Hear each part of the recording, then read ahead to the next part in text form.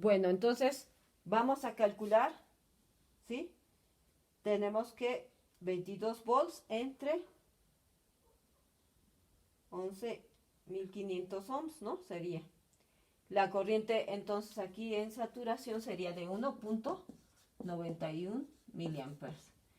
¿Qué pasa? Entonces tendríamos aquí aproximadamente sería 1 miliamperes, 2 miliamperes, ¿sí?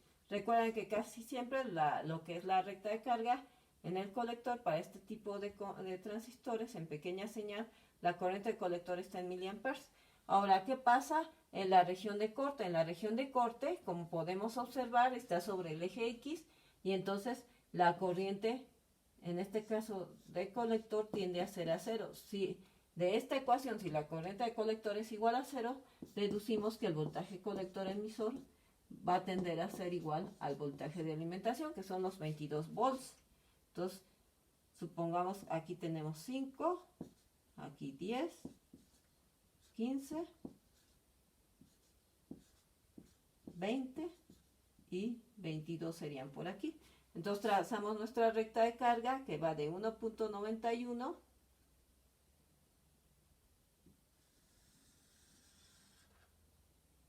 a 22 volts, ¿no? Que sería este otro punto. Esto sería 22 volts y aquí sería 1.91 miliamperes. Nuestro punto Q de trabajo sería 0.856 con 12.5 volts, más o menos por aquí. Sería el punto Q de trabajo igual a 12.15 volts, que son estos de aquí, contra 0.856 miliamperes, ¿sí? De aquí todavía, si nos preguntan, bueno, ¿y cuál es el valor del voltaje en la base? O sea, si yo mido con un multímetro el voltaje en la base, este voltaje en la base sería igual, si nos fijamos, pues la suma del voltaje base emisor más voltaje en el emisor. Bueno, entonces primero obtengamos el voltaje en el emisor. El voltaje del emisor sería igual al voltaje que hay de emisor a tierra, que sería igual a la corriente de emisor por la resistencia de emisor, pero la corriente de emisor es igual a la de colector, entonces sería 0.856 miliamperes multiplicado por 1.5 kilos. Este sería el voltaje en el emisor.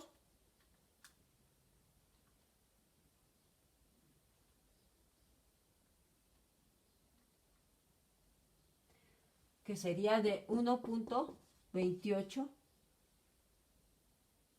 volts, ¿no?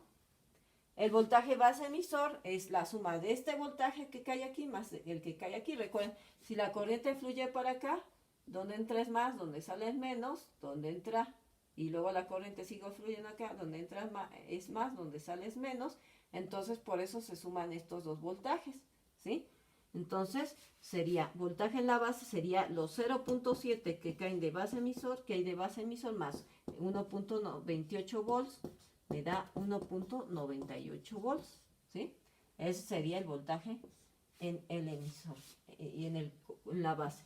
Y del colector, pues es el que hay desde aquí hasta tierra. Entonces, ¿sí? Si la corriente fluye hacia acá, donde entra la corriente es más, donde sale es menos, luego entra aquí más y menos. Quiere decir que se suman estos dos voltajes y me va a dar el voltaje que hay desde aquí hasta acá, desde el colector hasta acá.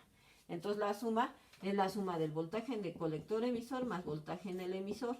El voltaje de colector emisor es igual a 12.15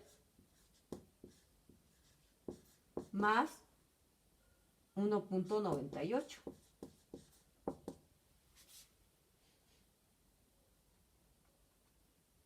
Más 1.28, que es el voltaje en el emisor. Voltaje en el colector emisor más voltaje en el emisor, ¿sí?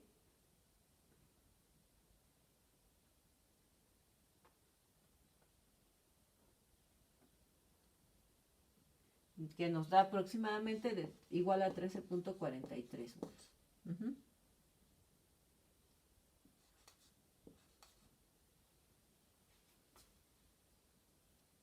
Este sería el voltaje en el colector.